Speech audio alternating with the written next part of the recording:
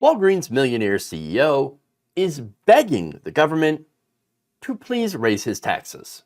And not just his, but that of other millionaires and billionaires. John Driscoll, who acts as the executive vice president for Walgreens, warned that the American dream is rapidly diminishing due to rising economic hardship, and has joined with 250 billionaires and millionaires supporting an initiative called Proud to Pay More, which is calling on lawmakers across the world to propose raising taxes on the wealthy elite, such as themselves. Okay, great. I love it. I agree. the American dream is not only rapidly diminishing, I think it's more or less dead at this point. It is on life support at the very least. So a little, too little, too late, but that's okay. I appreciate the effort. Now, Driscoll is joined by documentary maker Abigail Disney, the great niece of Walt Disney, in signing a letter addressed to the world leaders gathered at the Davos Summit. He wrote, "My grandparents emigrated to the United States from the rocky coast of Southwest Ireland in the early 20th century to give their children and grandchildren a better life. Were it not for their dreams and hard work, my grandfather worked as a janitor and carpenter, and my grandmother as a nanny, my family would not have gotten a fresh start. The sad truth today is that if my grandparents came to America and tried just as earnestly to get ahead, it is unlikely that they would succeed, let alone lay the groundwork for their grandson to become a millionaire." Yes, that's true. There is very, very little upward mobility in the United States now. Again, the American dream, life support. Now, he went on to cite a 2022 study from the Economic Policy Institute, which found that the average American CEO actually earns about 399 times as much as a typical worker. And of course, while they're making much more money than the average worker, they're paying less in taxes than the average worker. So something is upside down here. It ain't right. The math is not making sense. Now, according to a 2021 investigation by ProPublica, they found that the 25 richest Americans, including Elon Musk and Jeff Bezos, only paid an average true tax rate of just 3.4% on their income between 2014 and 2018. Now, rich people not paying their taxes, that ends up not just in costing the government revenue, but it actually also costs us more as taxpayers because we're making up the difference. In fact, the poorest Americans actually pay a higher rate in taxes than everyone else. According to a recent study by the Institute on Taxation and Economic Policy, the poorest 20% of Americans pay around 10%. That's a 10.9% tax rate on their income. Now, the middle 20% pays about 9.4% of their income in taxes, and the top 1% pays only 5.4% of their income in taxes. So 10.9% when you're poor, that is a massive amount of your income when you're barely making enough to survive. So now how does this happen? Well, they end up paying more because you have regressive taxes, like fuel taxes, for example. They need the gas to go to work, so it's not like they have the choice to not spend on another yacht or something, which again, rich people do have the ability to not spend on in order to be able to afford their taxes or afford the things that they have to do. Poor people don't have that ability. We don't have anything to cut. Okay, we can't cut back on eating. We barely eat as it is, okay? You can't cut back anymore on that, all right? Oh, I'm sorry. Instead of having lunch today, I guess I'll just not eat. That's the choice borne by those 20% of the poorest Americans in this country. Rich people do not have to make those same choices. Now, fuel taxes, excises, and sales taxes, that is how the rich have shifted the burden from themselves onto the rest of us, and they use elected officials to do so.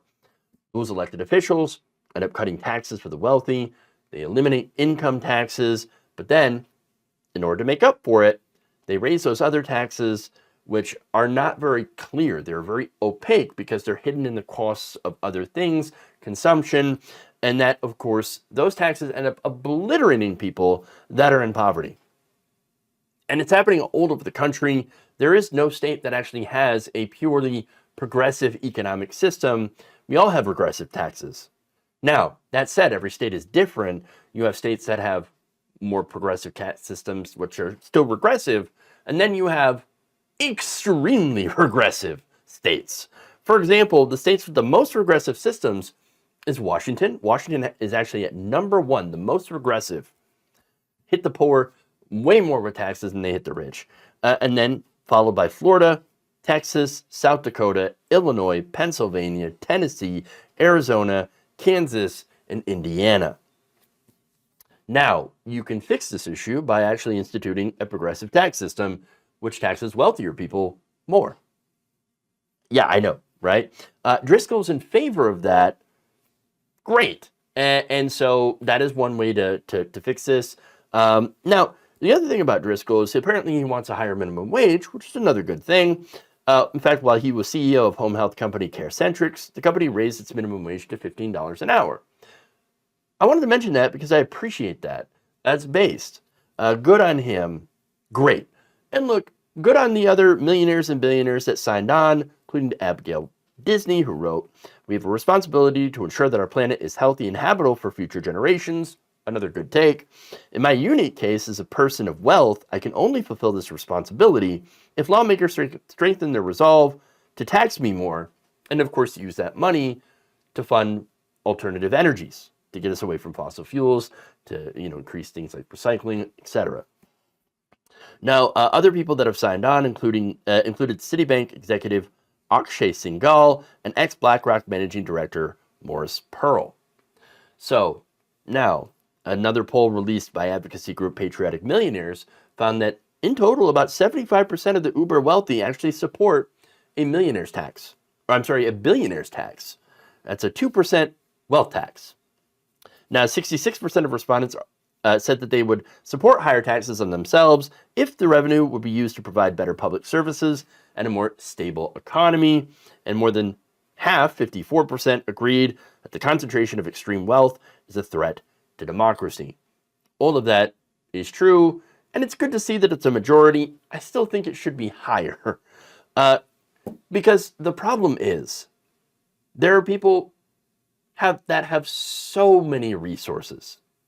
If the lawmakers in this country are corrupt, and so they're not going to do anything to raise taxes on the wealthy because there are still enough billionaires that are greedy and can afford to buy enough politicians to prevent a wealth tax or any increase in taxes on the wealthy. Politicians, you don't understand, they have so many resources that politicians come incredibly cheap to them. It only takes one billionaire to buy off the majority. It's pocket change to them. That's the problem. I think this is why it's not enough for these guys to ask Congress to tax them. That would be great, right? And it's good to see that they're trying, but that's not enough. The solution here is you have to get money out of politics. Okay? You have to make it so that the billionaires can't buy the politicians. They have no ability to do so. You can only do that, though, at this point by going around Congress, by going around the courts, because both of those institutions are corrupt. You have to go straight to the Constitution. I think that there needs to be an amendment to the Constitution to ban all private money in public elections. That's it. Institute public financing and that corruption. That in itself is a monumental task, but it can be done. To count on Congress or the courts to do anything like this, to actually get money out of politics, or to just even tax the rich, it's straight up impossible. Short of an armed revolution, which I do not advise, I do not support. To be very, very clear, this has to be nonviolent. What you get with a violent revolution is really, it's a roll of the dice You end up with an even worse fascist dictatorship. I don't recommend going down that road. I think the amending of the Constitution is the only way to get real positive change, to get a good change, as opposed to bad change, which is still change, but not good. Look, I appreciate these millionaires and billionaires in the support of a wealth tax and saying the right thing, right? But at the end of the day, without any sort of structural reform, I believe that our federal government is just too corrupt to do these changes that are necessary willingly. And that's why we have to go straight to the source, straight to the power of this government, and that is the Constitution of the United States.